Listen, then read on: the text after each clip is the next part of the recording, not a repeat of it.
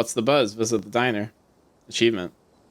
Still no sign of Stella. The mines feel like it's gonna be like a no return type of thing. Church. What do you think Stella decided to get religious all of a sudden? No, but I haven't been there much and I want to go back there. Seem really shaken up. It's not unlikely. It definitely is unlikely. I don't know if she'll be there. I just want to talk to the pastor. I just want to be thorough. I feel like I need some spiritual cleansing after we've been through it. I want to stuck up on holy water and crosses. I want to tell Pastor Daniel that ghosts are real. I want to rub it in his face. I guess I just want to be thorough. Like, I don't really like any of these choices. Fair enough. We shouldn't rule it out just because I don't want to have to see the pastor. Let's make it quick, though. I don't want him trying to rope us into some church event. Kanika leads the way, taking you to the gradual slope towards the church. Alright, where is that weirdo? Oh my god, he just popped out. My, 3 visitors at once. On a Thursday? This is unexpected. 3 visitors, but there are only 2 of us. Oh no, were we followed by a ditchling? Were we followed by Wayne? Sup, old people? Zeke? Zane? What are you doing here? Oh, it's just Zane. What are you doing here? All the glimpses of death I've just had in the past 2 days have forced me into the midst of an existential crisis, my dudes. I wanted to see if my faith held answers for me. Like, I like the idea of, like, exploring faith after you've seen all this. Like, whether I agree with that it should be Christianity specifically, because that's kind of what this pastor leans towards, I think. I don't necessarily agree. Alas, I have not yet found the solace I seek. Give it time, Zane. It sometimes takes a while for the Lord to work his way into your heart, but when he does, you won't regret letting him in. Be sure to look over those pamphlets I gave you, and of course, I'm always here if you need to talk. Like, the joke here writes itself, right? Like, I don't need to say it. Everyone's thinking it. Should I thank Pastor D? Oh, peace, y'all. Anyway, we're looking for Stella. She wandered off last night, and no one has seen her since. We're starting to get pretty worried. We hope maybe you or Janie had seen her. Can't speak for Janie, but I'm afraid... What did I say? Jenny? Yeah, it is Janie. But I'm afraid I've seen neither hide nor hair of Stella. If you'd like to talk to my wife, she's just over the alpacas. Yeah, actually, I'd rather talk to her than you. Though, Levi, I was hoping we'd be able to talk for a while in private. What do you have to say to them that you can't say in front of me? Please, if you wouldn't mind, this is a personal matter. Personal for whom? Yo, Kanika's got my back. That's my goat. I'd rather folks not pry on this. You know how rumors get started. Okay, I'm happy to talk to him. Yeah, what do you have to say to me that you can't say in front of Kanika? No way, I'm not talking to you in private. Remain silent. Ooh, I want to know what he has to say, though, but I'm not happy to talk to him. But if I say to any of these other 2 answers, he might just be like, alright, never mind. I want to know what he has to say. It's fine, I'm happy to talk to him, I guess. Yeah. If you're sure. I guess I'll leave you to it while I check in with Janie. I'll be right over there by the fence that's conveniently in your line of sight, okay? Kanika heads off towards Janie and the alpacas, leaving you alone with the nervous pastor. So glad you decided to come up to visit me. So many young people these days seem to think they can solve all their problems on their own. Meanwhile, God is right there ready to help them, if only they'd let them into their hearts. Look, man, you're on a short leash. Get to the point. The pastor's eyes dart back towards the alpacas. Okay, good, she's gone. You're new in town. What kind of impression did I make on you? Am I creepy? I mean, this is creepy. Whenever I see you, it's like this ominous little piano starts playing. You're extremely creepy. I don't think you're creepy at all. If anything, you've been extremely welcoming to me.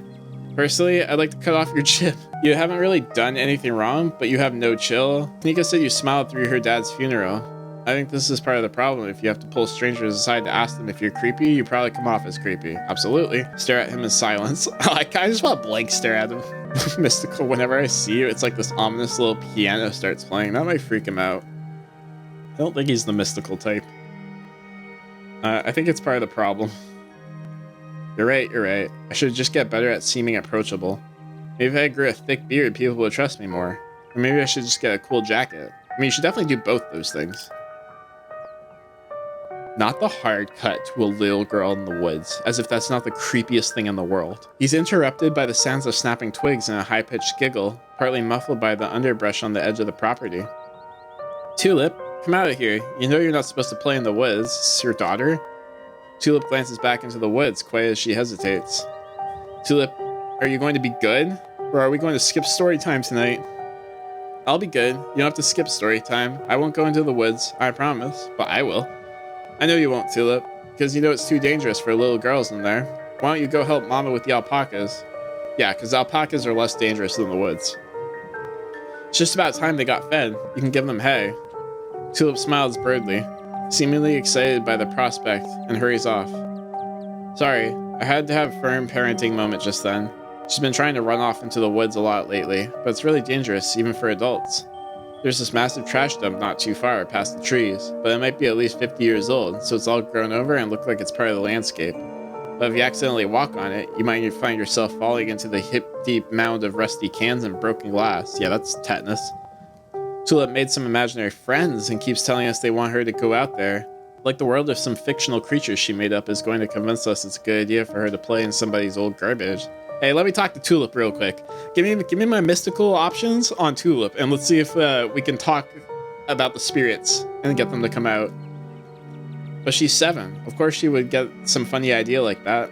I'd love to get the community to rally around a big cleanup. It's about time somebody got rid of all that junk. Oh, Tetanus Lake. Stella told me about it. Yeah, she did, actually. How big a trash dump are we talking? Would a weekend of hard work clear it out? I'm not doing that for him. What's that you were saying about imaginary friends? Stella and her friends used to play out there all the time. None of them got sick or died. I'll let the kids have some fun. The trash heap sounds awesome. What'd you say about imaginary friends? Oh, she's been talking about these friends of hers lately. Little stories about creatures that live in the church. I'm sure she saw some animal in there and decided it was her friend. It's nothing to be overly concerned about, except the trash heap situation. Out of the corner of your eye, you see Kanika walking back towards the two of you. She must have finished talking to Janie. Janie says she hasn't seen Stella either, so we better get going. Hope your talk with the pastor went well. Yes, we had a great conversation. I appreciate you all stopping by, even. If it wasn't under better circumstances, I'll let you be on your way. And I hope Stella turns up soon. I'll put in some good prayers with the big man for her. Alright, thanks. See ya. Kanika starts back down to the path to town, and you follow. Alright, so we're gonna tell Kanika everything. Okay, now that we put some distance between us and the church, what do you want to talk to you about? He didn't say anything weird, did he? Nosy, aren't you? Let the man have his privacy. He wanted to know why everyone in town thinks he's creepy. Everyone in town is so mean to him. He's a nice guy. Tulips apparently made some weird imaginary friends. We might want to check this out later in the week. Yes. Okay, so this is obviously the one that we probably should say, because that's actually what happened. But I want to force this. I want to see if what I can get out of Tulip, because she definitely knows something.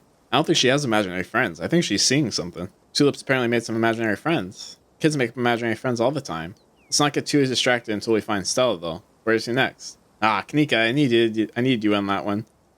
Should go to the mines. I guess there's a decent chance Stella went to find your cousin. Can't say I get it, but it's definitely something we should do. She would do. Come on, I'll drive us. You follow Kanika to her van. It isn't long before you find yourself outside the Scarlet Mines. A wall of bodies, picket signs, and megaphones in hand forms a human barricade around the entrance to the Scarlet Mines. I hope it's not weird to talk to them while they're in the middle of all this. It is a little bit. Well, if it isn't the boss's cousin, you might have had us fooled the other day, but word gets around fast. Zach seems to think you're all right, though. I mean, if Zach's is vouching for me, then I think that's pretty good. Hail and well met, fellow countrymen. What goes on here? Fellow countrymen is crazy. How goes the strike? Why are the cops here? Have anything else seen Stella? She's missing. I need to talk to Tabby. How goes the strike? Wouldn't you like to know, Pukey? Oh my god, you're still calling me that. You can see for yourself, it's strong. A major collapse happened on the property not 2 days ago. And the boss wants us to go on about our work as usual. Yeah, that's negligence. What's that sign say? Scarlet, more like toilet? Bro, you can do better than that one. There's a lot I could stand to change around here, and it seems like damn near everybody else thinks so too. Where are your grievances? Booksmart, you know this isn't legal, right? She can just fire you all and not face any repercussions? Yeah, I mean, like, yeah, but also, why would I say that? Y'all are just being greedy. Tabitha works hard for her money. She's the reason y'all have jobs to begin with. Good, Tabitha had this coming. Poor Tabitha, she's had a tough week. I'm behind you folks 100%. I have no horse in this race. I just got to town a few days ago. I have no allegiances. Isn't this a bit of an escalation? Did you try talking to Tabitha first? No, we'll escalate it. I'll absolutely stir the pot. Good, Tabitha had this coming. Damn straight she did. We're hoping to get it resolved quickly. It's not just us laying the pressure on either. If there's a pressure from almost her entire staff, that poor girl's dad, and her own family, the strike might be over real soon. Y'all sure we should spill all the strategy to the boss's cousin? It doesn't matter. Even if we said it to Miss Scarlet's face, it's too late to stop what's already in motion. What's in motion? Have you guys seen Stella? She's missing. The YouTuber? She's the one on all the banned from property posters, right? We haven't seen her. And we've been out here all day, so we know if she come by. Oh no, this isn't looking good. We're out of options. Make sure to keep an eye out. Thanks, guys. Appreciate it. Can't say we'll be much help, though. We'll just be standing around here for the foreseeable future. Nah, but if you can tell us that she hasn't gone into the mines, that's perfectly good with me. Why are the small town cops here, man? Scarlet requested we supervise the situation. The mine's the source of a lot of jobs in this town. We just wanted to make sure nobody did anything hasty while expressing their concerns. That's a polite way of saying that they're here to intimidate us. A little reminder from the boss that she owns more than just the coal mines. Simmer down. Nobody's here to intimidate anyone, but the Scarlet mines are private property. Miss Scarlet has every right to request some oversight on the tense situation. There's a lot more of us than there are of you. That's a threat. Okay, they haven't seen Tabitha. They haven't seen Tabitha. Okay, they haven't seen Stella. Let's just go. If it means that we don't have to talk to Tabitha, that's fine by me. Yeah, I don't think Tabitha's gonna help us at all here. She's just gonna be like, oh, my hands are full with these miners. Like, I can't look for Stella right now. Maybe she shouldn't have ran off. I guess that's it for the mines. Come on, I'll drive us back to town. We can figure out the next move from there. Where to next? I'm not going to the cops. Supposed to get to you at your mom, I guess. Maybe she'll have some ideas. Sure, we can humor her. She's probably going to give you some rocks or bundles of herbs for protection or something, which might actually work. Who knows? Guess there's only one way to find out. It's been a long time coming, Sybil. I don't quite trust you as much as I did at the start of episode 1. The bells of the general store chime welcoming as the two of you enter. Kanika, there you are. You were supposed to stay in bed today, remember? And hello, Levi. Hope you're sufficiently recovered from last night's fiasco. Sorry, Mom. It's just that Stella's missing, and Stella can take care of herself, unlike you. You need bed rest and lots of fluids. You don't need to be running around town spreading that cold of yours. Go on, up to bed. I'll be up in a minute with more tea. Thought you had some kind of important thing to talk to Levi about. I'm really feeling okay. I want to hear what you have wanted to say to them. I'll just be doing a tea reading. Haven't you always bored you to tears? Okay, you're right. I'm not feeling well. I should really lie down. She really didn't want to be a part of it. Bye, Levi. Kanika turns her head and heads towards the stairs without saying another word. Mystical. Something isn't right here. But it's hard to put it into words or pin it down into thoughts. Shall we? Sybil motions towards the tea room. Follow Sybil into the tea room. What do you mean something isn't right here? Please have a seat. I'll bring you a fresh cup. You take a seat at the small table at the edge of the room. It's dark here. Only a sliver of sunlight able to filter through the heavy curtains supplemented by the bright grow lights over the plant in the corner. Booksmart, it's a castor bean. An incredibly toxic plant and strange for tea maker to keep around her in her workspace. It's so pretty though. It's pretty, but she's got basically poison around her. Sybil joins you at the table and places a cup in front of you. It smells light and citrusy, with an undercurrent of decaying earth. It's the same tea you sampled with Avery at the diner on Tuesday. Well, it didn't kill me, so... This is a special blend. It should help clarify some of the visions you've been getting. Sybil's drawn interestingly here too, right? Like, this is a different art style for her. I'll be able to do a reading once you're done. Until then, how about we just chat? Sip your tea. So how'd you wind up in Scarlet Hollow? The other day you promised to tell me. What was it? Unsavory tales of my mom's youth? Quit yanking me around. You have something to tell me, just come out and say it. What's with all the mystery and ritual? If you have something to tell me, just come out and say it. I don't want to rush her. Like I said, I don't entirely fully trust Sybil as much as I used to, but she's definitely not, like, malicious in her ways, I don't think. I don't think it hurts me to have her on our side. We'll sip tea. Achievement, drink the tea, it's good for you. You take the tea, sipping it delicately. The citrus smell is fleeting, quickly replaced with the earthiness at its core, like you have taken a mouthful of dirt. The aftertaste combines the two flavors into something soothing and medicinal, and you find yourself feeling more comfortable, your muscles relaxing for the first time in days. Mystical, it's soothing beyond what you would expect out of ordinary tea. There must be something magical at work in this blend. So how'd you wind up in Scarlet Hollow?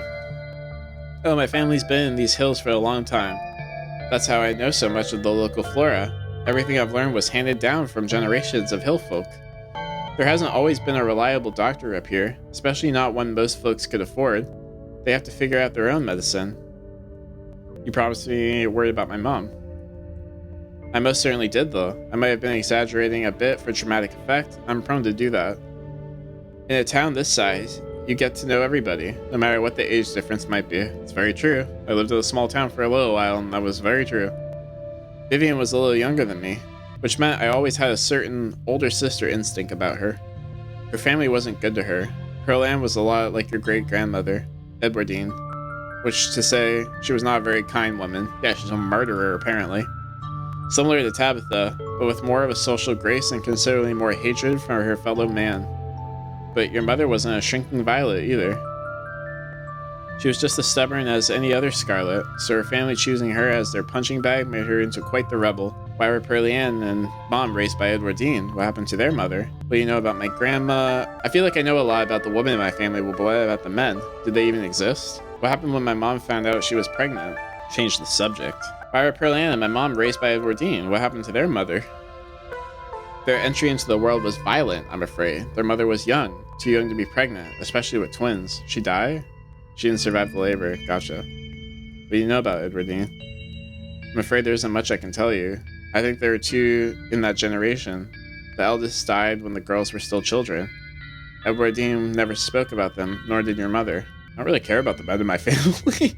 Like, no one has men in their family, dude. Like, dads just don't exist here, other than Oscar. What happened when my mom found out she was pregnant?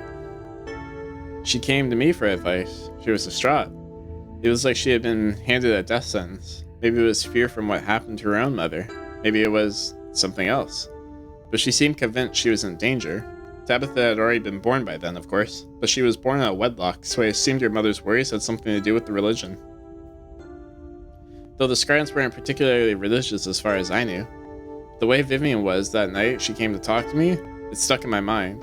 It's always had me wondering what it was about your family that made her panic so much as the thought of having a baby. Sure, tell me about the men. Suppose they just haven't been very noteworthy since Edwardine took over the mines. Her husband died a long time ago, and to be quite honest, I can't even recall his name. Yeah, Charlie Shaw? Charles Jr., if you will?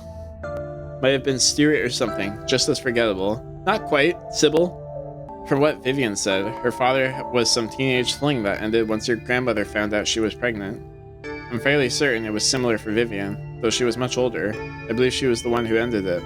What was skipping town and all? Like, these ones are so hostile, I just don't really want to say them, so we're just gonna finish the tea. You close your eyes and take another sip and then another. It's delightful. The tea is gone before you know it. The small cup empty save for what's left of rehydrated leaves coating the bottom. Oh good, glad you found the tea palatable enough to drink. It should do you some good. It's one of my more medicinal blends. Now onto business. Sybil takes the cup from you, staring thoughtfully down at the sludge. Oh dear, this doesn't bode well. You've got just about every warning that can fit at the bottom of the cup. Cross, kettle, hourglass. All these mean death, misery, difficult. And the hourglass ties it all together with definite urgency. It's fair to assume that this all has to do with whatever brought the ditchlings. Something is coming, and whether any of us can stop it, I'm not sure. But we may, at very least, be able to figure out what it is. And there's a central figure here, a cat, an enemy lurking in plain sight. Smart mythical, I'd like to see. I wonder if she'll show me. Oh, that cat's gotta be Pixel, or maybe it's Frofro. There are two cats I know. Cat could be Tabitha. I think that's more likely. Cat could be Wayne, cat could be Stella, cat could be Kanika, cat could be Oscar, cat could be... I could basically say everyone. Cat could be Dr. Kelly, she's been nothing but hostile since I've met her. How do I know you're not the cat? I would like to make my own reading with my mystical, thank you. I'd like to see. I'm sure it wouldn't make much sense to most people. They'll probably just look like a confusing mess of old leaves, but you're free to take a look. Take a cup and start staring down into it. It's just leaves. There's no pattern. Nothing swimming together in the dregs of your tea to give you any warnings or premonitions. After a long moment, Sybil takes the cup back from you. Am I mystical? Not gonna tell you what it is? I hope that settled your curiosity. Don't worry if you can't make sense of it. It takes years to learn that sort of thing, even for someone with your propensities. She winks conspiratorially. How do I know you're not the cat? I feel like if Sybil is how I think she is, she's just going to entertain the idea and be like, you don't. That's part of this. That's ridiculous. Sybil is helping you, and if she was the cat, why would she warn you about herself? Pick someone else? Did the game just interject and say not to say that? Mystical, that isn't you, though, is it? Ignore it and speak your mind. Oh, so the game tries to stop me from saying that, but because I'm mystical, it allows me to break through the barrier and say it? How do I know you're not the cat? I suppose you don't. That's exactly the type of answer I thought she would give. Though I think the cat wouldn't exactly warn you about itself. Still, you can't rule anyone out, even the old woman with the tea obsession. You don't have to figure out an answer right away. It often takes time for the mind to connect the dots. Just be on guard and keep vigilant that someone close to you isn't to be trusted. We know from the ditchlings that something terrible is coming your way, and it's likely isn't connecting to some hidden enemy. Like, I don't want it to be Stella, right? Like, but Stella did take the form of Edwardine in the seance. Perhaps we can try to counteract whatever might be planned for you. Judging by what you told me last night, those stones, carvings, seals, whatever you want to call them, I think it's likely they have something to do with this. Until the cat reveals itself, it seems like your best course of action is to seek those carvings out, piece together what you can from your visions, and arm yourself with information. Have you sensed any others around town? Do you think it might be able to find another? Yeah. The door in Reese's place. Your thoughts drift to that door yesterday, the one that seemed to draw you in, urging you deeper into the clinic. Even just remembering it is enough to tug at you, compelling you to return and open it to see what the other side. You can find Stella later. Maybe you can find her there. She behind the door? What's important now is finally seeing what's hidden in the clinic. I think I felt another in the clinic, but bad stuff always happens around them. I shouldn't seek out more. Those stones need to be left undisturbed and remain silent. I don't know, Sybil answered kind of the way that I wanted her to. I feel like maybe we can trust her again. Dude, it's so hard to read this character. I don't know if I should trust her or not. I, at the very least, don't think anything I can say can hurt me. I think I felt another in the clinic. That's good. If you can find your way inside and uncover another stone, that could give you a leg up in your adversary. You'll just have to be careful to avoid the doctor. Something tells me she won't take too kindly to you sniffing around her clinic. Like, whose side is she on, right? If I recall correctly, there's a hill that takes you nearly all the way to the second story. She never locks any of the doors up there. Why do you know that? Just in case that's helpful information. Why do you know that? I think that's all I can have to offer. I hope this conversation has been illuminating, even if it just brought up more questions than giving any clear answers. All you did was look at some leaves and tell me to go put myself in danger. That is kind of what she did. Thanks, I'll let you know if I find anything. Glad to hear it. I hope all goes well. And I wish you luck. Hopefully you won't need it. Thank you again for humoring an old lady and stopping by for a chat. The small grunt of effort, Sybil gets up from the table and you're escorted back to your door. And remember, be careful who you put your trust in. According to your tea, the cat is getting ready to pounce, and merely being ready for it might not be enough. Sybil closes the door to the tea room. The bells of its door strangely flat in the stale air of nearly empty general store. Talk to Miles, checking on Kanika. Oh, we're checking on Kanika. You're not going anywhere before checking in on Kanika. You make your way upstairs. She's always had my back. You knock on Kanika's door. Mom, I really don't need any more tea. I think I'm just going to lie down for a while. I'm not your mom. Can I come in?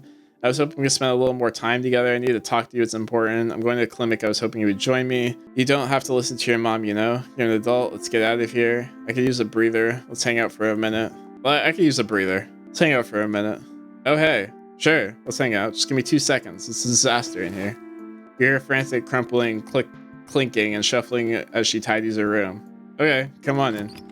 Kanika's room is in the sort of place that's stuck between the past and present.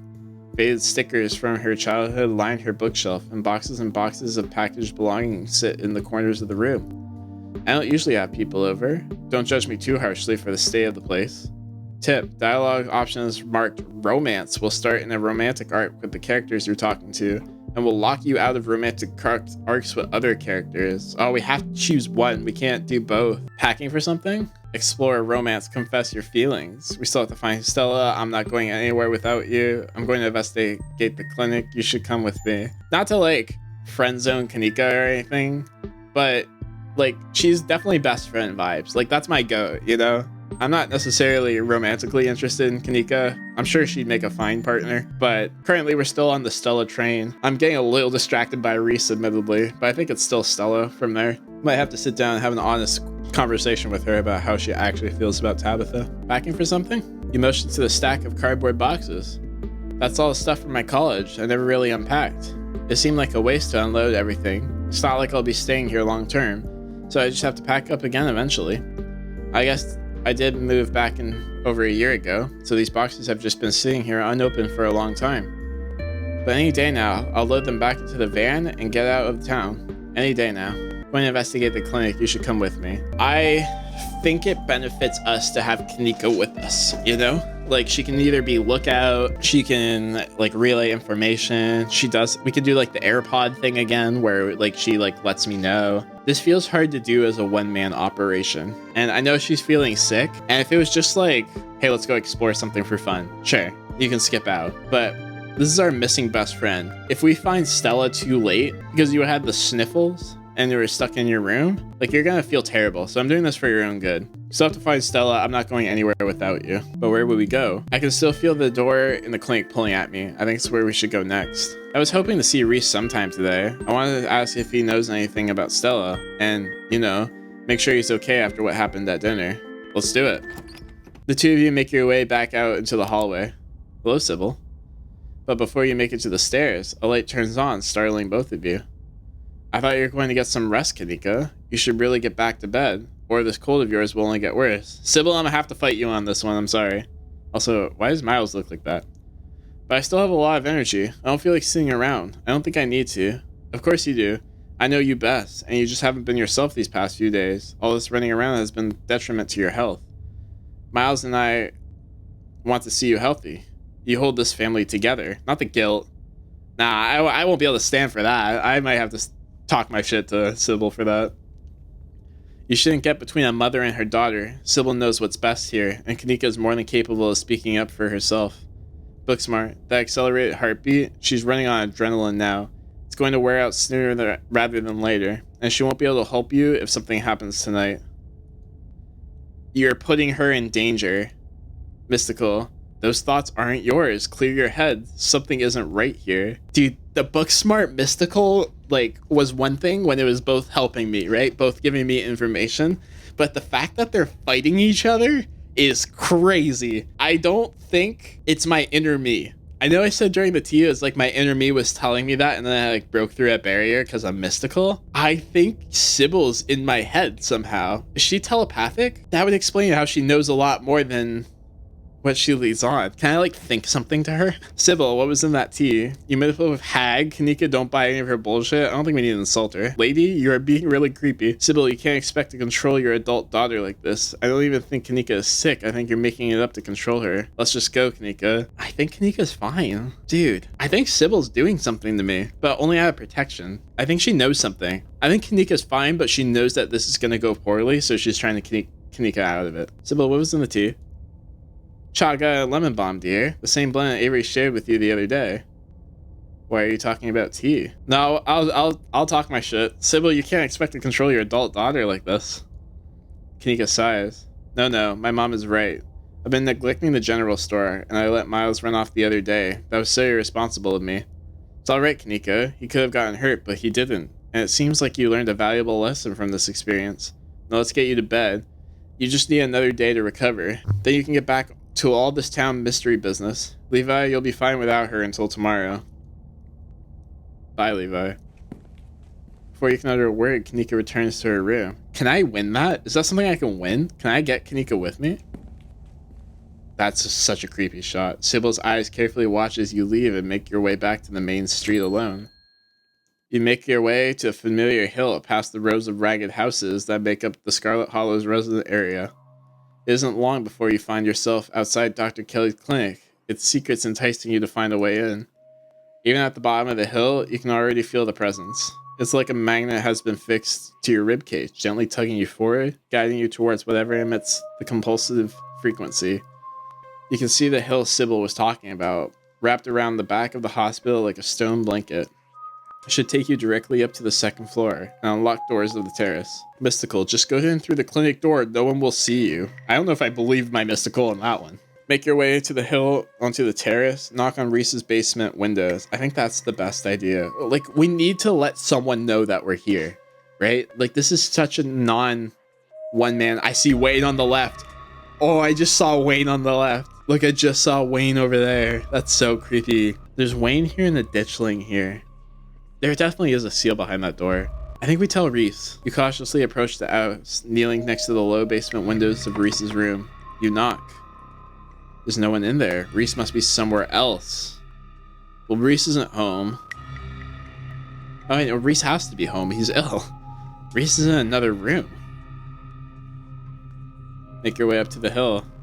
Sybil told me for a reason, but she didn't want Kanika involved. But I don't think that means that was malicious info. You're pretty sure you can make the jump to the second floor, at least with a running start. You make your way up the hill and bend your knees in anticipation, and then you jump. You land and try the door. It's unlocked.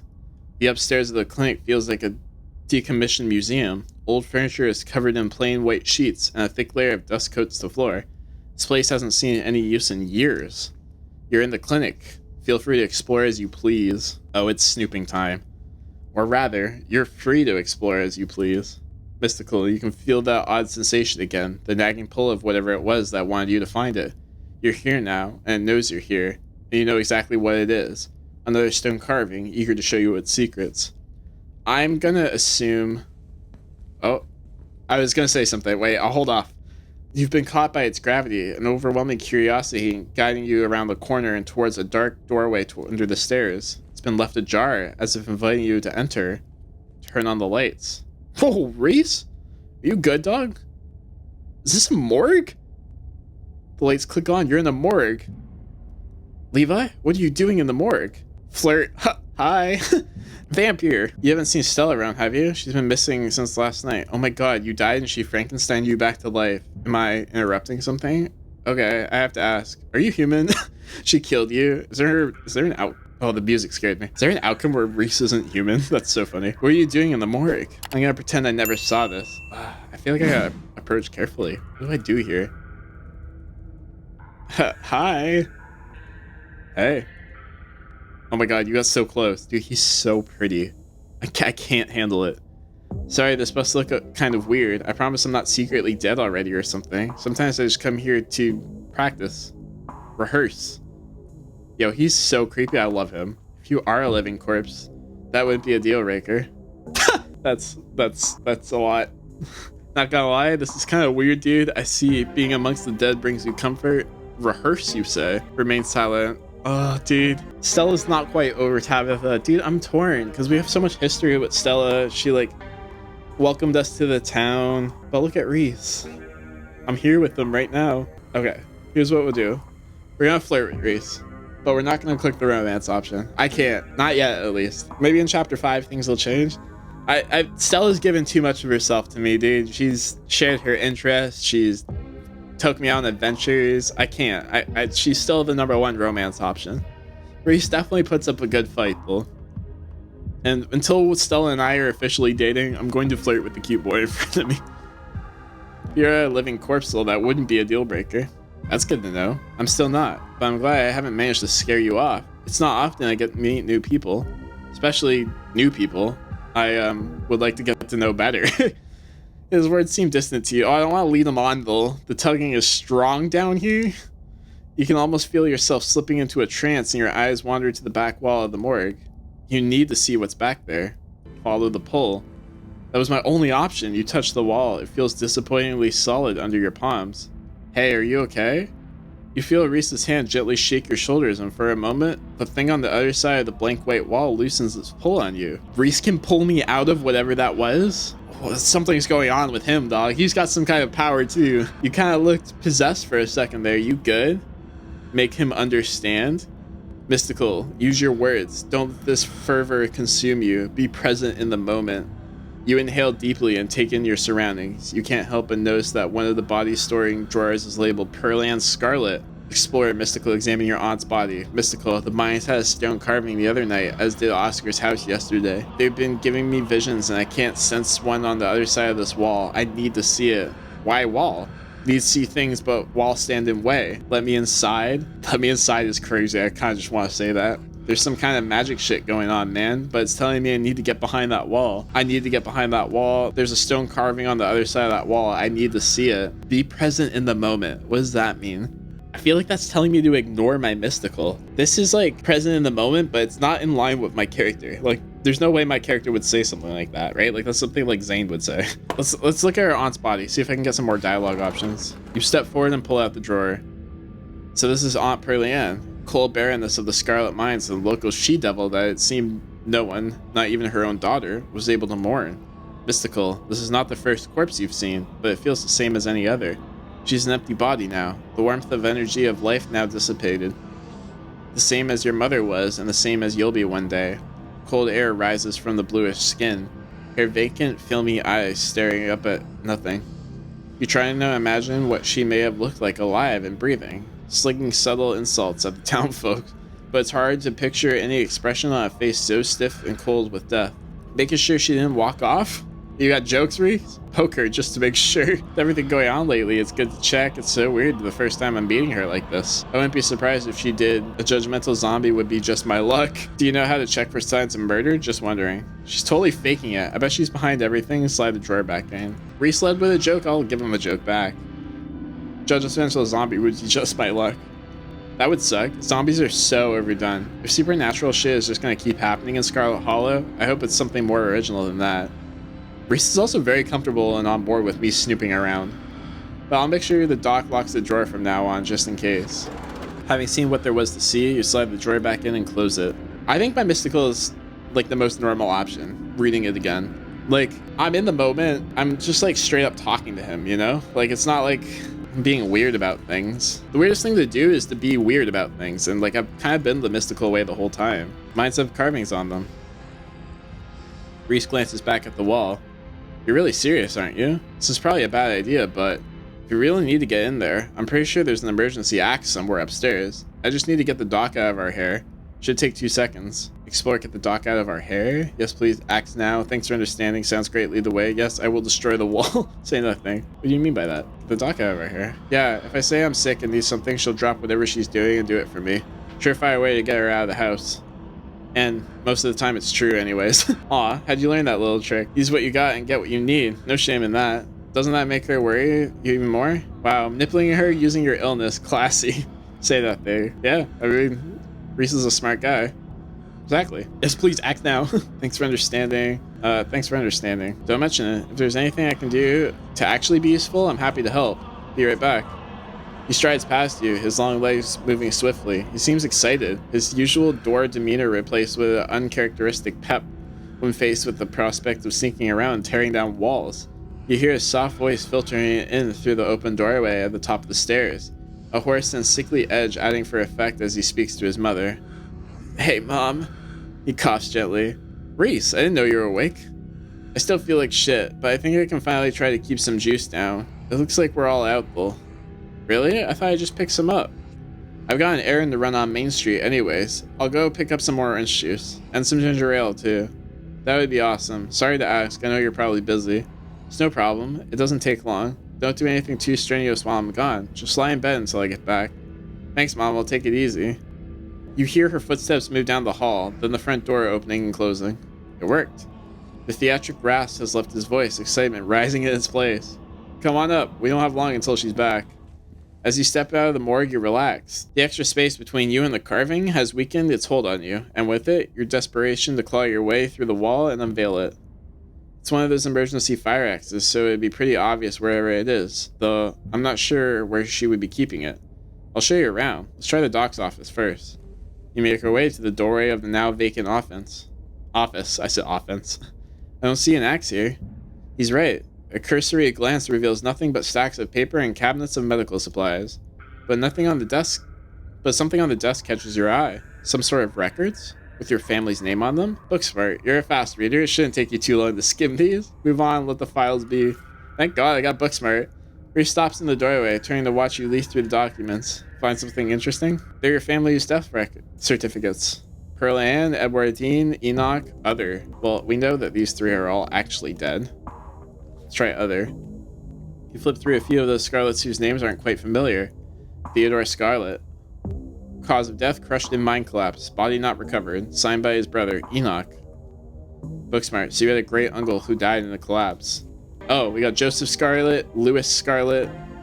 Both killed at Normandy in line of duty. They must have been Edwardine's brothers. Certificate of fetal death. Infant boy. Andrew Charles Scarlet. Charles is a middle name is interesting. I was gonna say that has to be Edwardine's child. A stillbirth. Cause of death. Complications during birth. No doctor present. Home burial. She in the garden?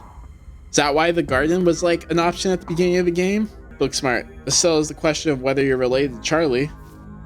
Alexandra Scarlet. Yeah, Charlie and Edwardine are my great grandparents.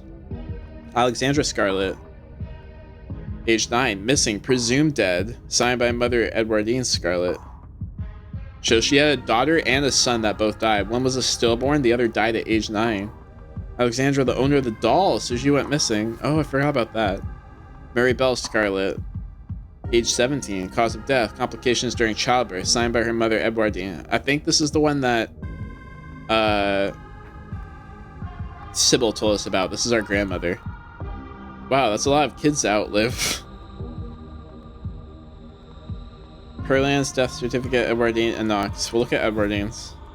Cause of death, heart failure, signed by Perlian.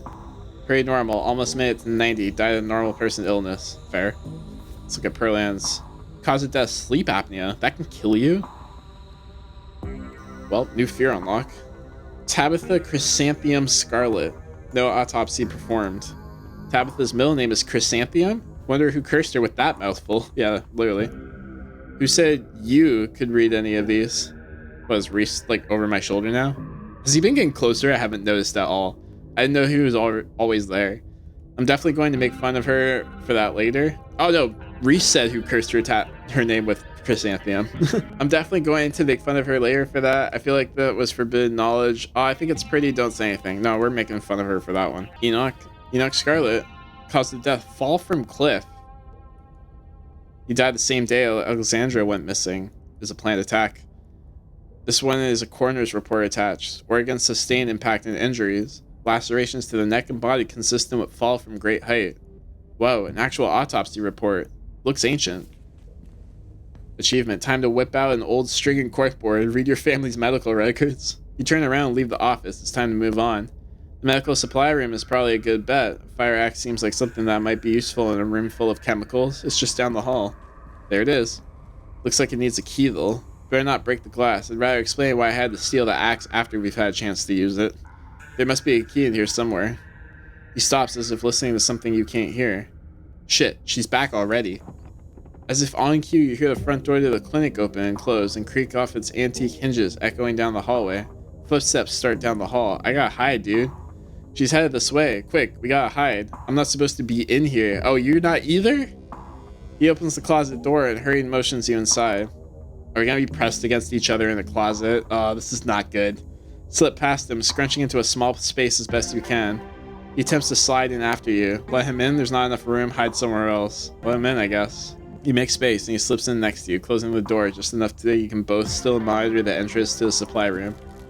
Dr. Kelly storms in, plastic bag in tow. She takes something out of the bag and places it on the counter. If we're both hiding in the same place together, we're less likely to get caught, I think, right? Because then she has to check one spot only versus both spots. However, I think it'd be less problematic for us if Reese got caught and we didn't. Then she hurries back out, bag rustling as she makes her way back down the hallway. We better wait a second just in case. Flirt with Reese. Quietly wait for the danger to pass. Keep your distance. I guess we'll flirt with him. You're momentarily distracted from the danger at hand by Reese's sudden closeness. It's almost strange to be here with him after the way he was hidden away for the first few days of your week in Scarlet Hollow. It made him to a seemingly mythical figure, the tragic artist wasting away in the basement guarded by a tyrannical warden. Dude, they're really trying hard to make me fall in love with Reese. They really are. Now he's right in front of you. A flesh and blood human being, one you could reach out and touch if you'd so desired. There's no one I'd rather be stuck in an enclosed space with. I like you, you're interesting. If you're scared, you could hold my hand, grasp the door frame, leaning dangerously close to him.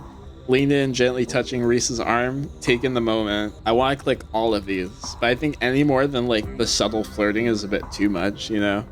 I guess I could say I like you, you're interesting, but I don't want to lead him on, you know? I really don't want to lead him on.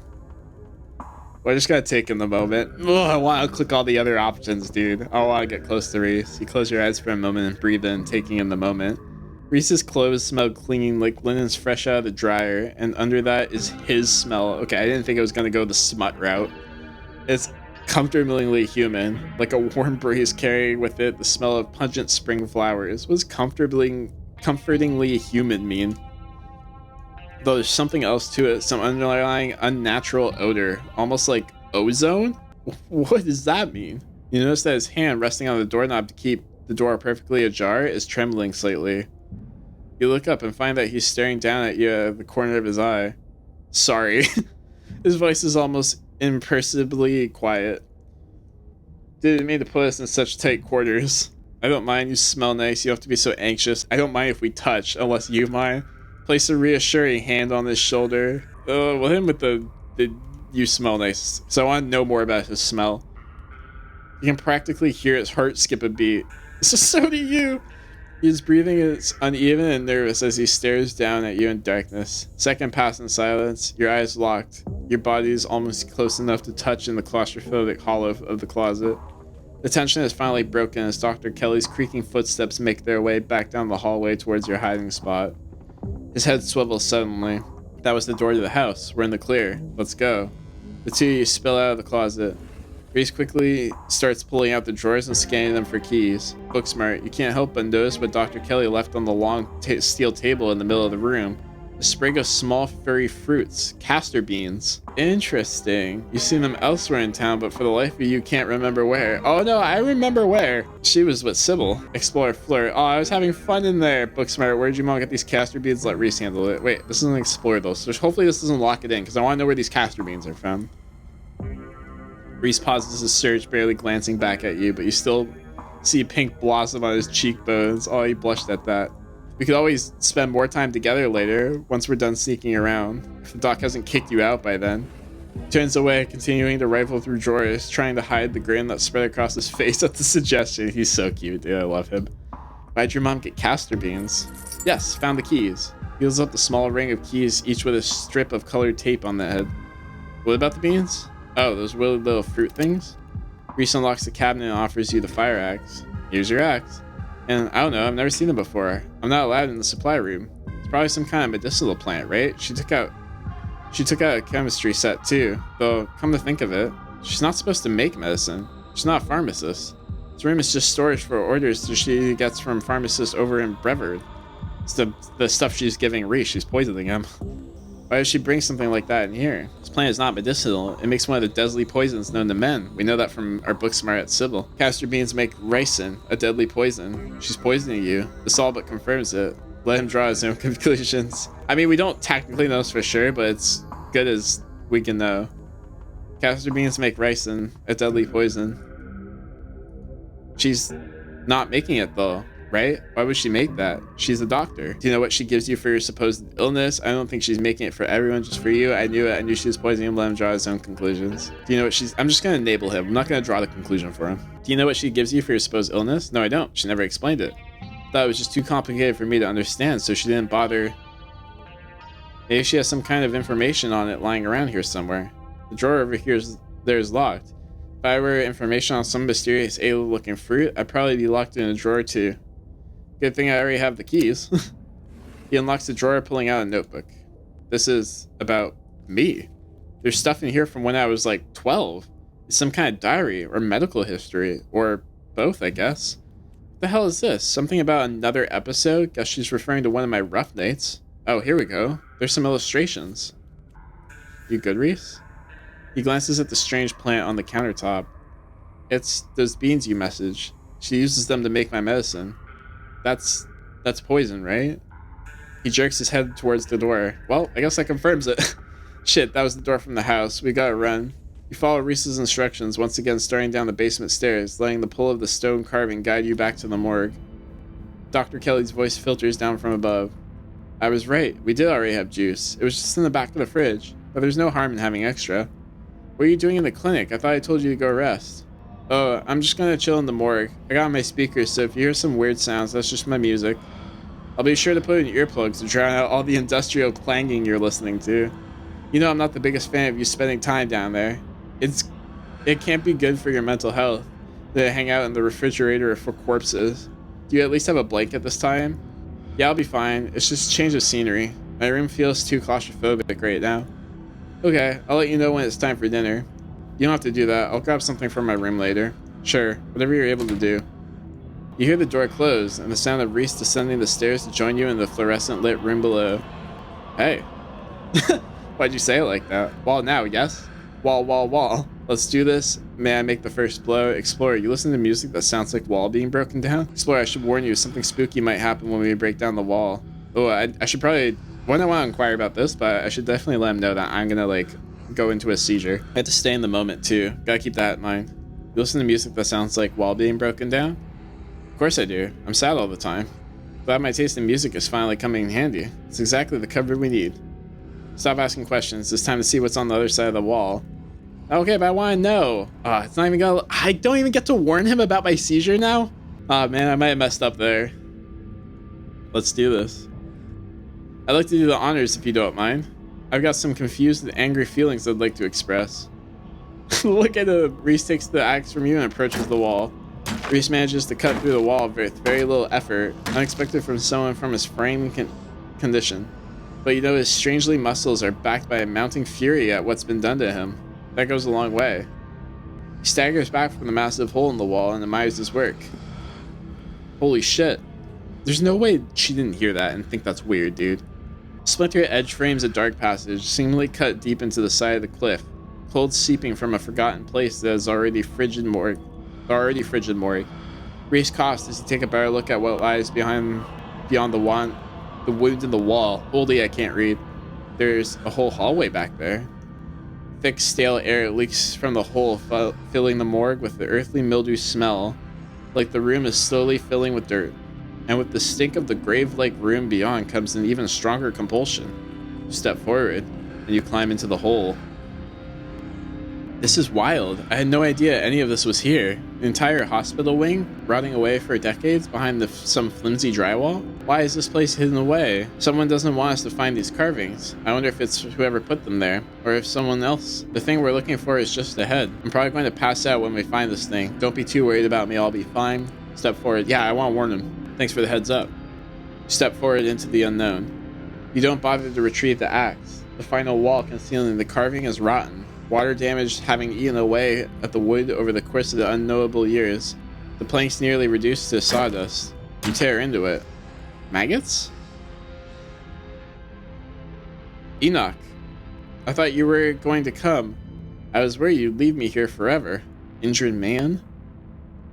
They said there's nothing they can do. I'll never use my legs again. Enoch, what am I going to do? Oh, this is Enoch and Theodore. Calm down, Teddy. These doctors don't know what they're talking about. I've been doing my own research, and I've found us an alternative. We won't have to worry about anything from here on out, I promise. I went to talk with the witch.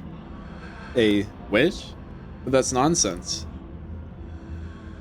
It's alright, it's all sorted. We're taking you home today. And everything will be resolved by this time next week. That's right, Doctor. At this point, I think it's safe to say his body was never recovered. Whoever it was who claimed to be Theodore, it wasn't him. He wasn't even paralyzed, as it turns out. Just some griefer trying to take advantage of the tragedy. Everything goes black. What does that mean?